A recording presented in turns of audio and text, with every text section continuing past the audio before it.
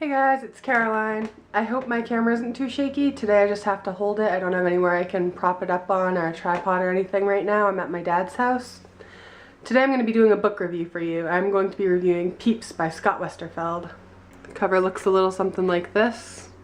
Before I get into the review, I'll read you the back of the cover. Okay, let's clear up some myths about vampires.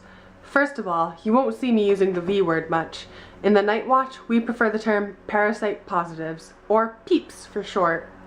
The main thing to remember is that there's no magic involved, no flying, no transforming into bats, or rats either. We're talking about a disease. After a chance encounter with a mysterious woman one night, Cal Thompson's life is changed forever. He's been infected with an insidious parasite. The good news? He's only a carrier. Still sane, without the worst of the symptoms. The bad news? He's infected all his former girlfriends, and now they've turned into what Cal calls Peeps. The rest of us call them vampires. And it's Cal's job to hunt them down before they create even more of their kind. What did I expect of the book going into it, just reading the back cover? Well, I already knew that I would like Scott Westerfeld's writing because I really liked the Uglies series. I read all 4 of those. I also was pretty excited because when you think of vampires, you think of Twilight or Anne Rice or Dracula. So there's a pretty good image in your mind when you think of vampires. They're all pretty similar, and this takes a whole new twist on that, which I thought was really interesting. And I was excited to read and find out more about, what Scott Westerfeld thought. Mostly I just picked up this book because it was a Scott Westerfeld book and I got it for about $3. So, can't go wrong when you get a book for that cheap. Well, you can. Some books aren't even worth that, but, I thought I'd like it. I didn't pick it up because I thought I wouldn't like it, obviously. So, that was my first initial, what I thought before I even started reading it. Also, the first thing I noticed about the book is on the side of the book, the pages, there's a heartbeat monitor like you'd see in a hospital on, TV dramas. I'll show that to you right now. This book takes place in modern day New York City. I'm not sure if they give a year, but I'd say 2000s. Cal's a college student, a biology major, so we learn a little bit about his school, his likes and dislikes. He comes from Texas, so you get that little bit of backstory too. We learn about, the subways, the overground, the underground. He travels a little bit. There's a couple scenes in New Jersey, which is really close to New York City if you know the area very well. It's a little action adventure, a little love story, a little exploration, and a little fight scene. There's, you got your basics covered in this book. Now some pros and cons.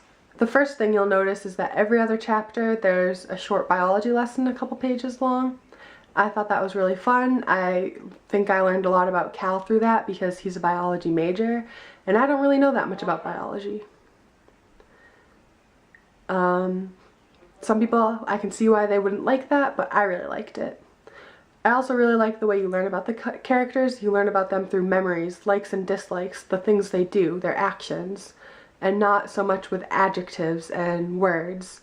You learn about them through the way they speak, not the way others speak about them, which I thought, I think that was really good. It's, kind of a new way to do it. I know a lot of books do it, but I just really like that. I really liked how it's a new twist on an old kind of classic idea we all have an idea of. I really liked how all of the characters talked differently. I thought that was really easy to keep them apart in my head.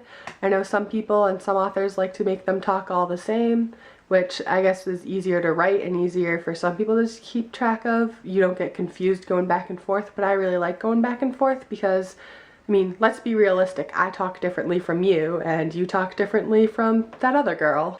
I only have a couple cons, but I'd say the biggest con is that there's a lot of whys, hows. It gives you the facts, it gives you this is what happens, but it doesn't tell you why it happens or how it was allowed to happen. It doesn't tell you that much about anything. There's a lot of secrets kept, which definitely makes the characters a little more realistic, but it left me, the reader, being like, what? Why? How? I had a lot of questions. It's definitely got a sequel. You can tell at the end it's definitely leading up to a sequel. At the end it's not leading up to being a nice finished book. I haven't read the sequel, so I can't tell you anything about that. I can't tell you if a lot of my questions get resolved in the sequel because I haven't read it yet. And it ends with definitely a cliffhanger. It leaves you hanging at the end. You want to know what happens in the next one. But it also resolves a lot of the things. You don't feel like you're missing anything or like it was a waste of a book because you're at the same place you started. You know how some books you finish and you're like, well, I want to know all of these things they didn't explain. This isn't like that. There wasn't a lot of character development for some of the smaller characters we only see a few times, which can be helpful, but some of those characters we only saw a few times are very important in Cal's life. The person who changed him, one of his ex-girlfriends, you know, I'd like to know a little bit more about them to get a little bit of an idea in my head about them, but I can see why he didn't do too much of that. All in all, I give it 4 stars. I think that a lot of people will really enjoy this book.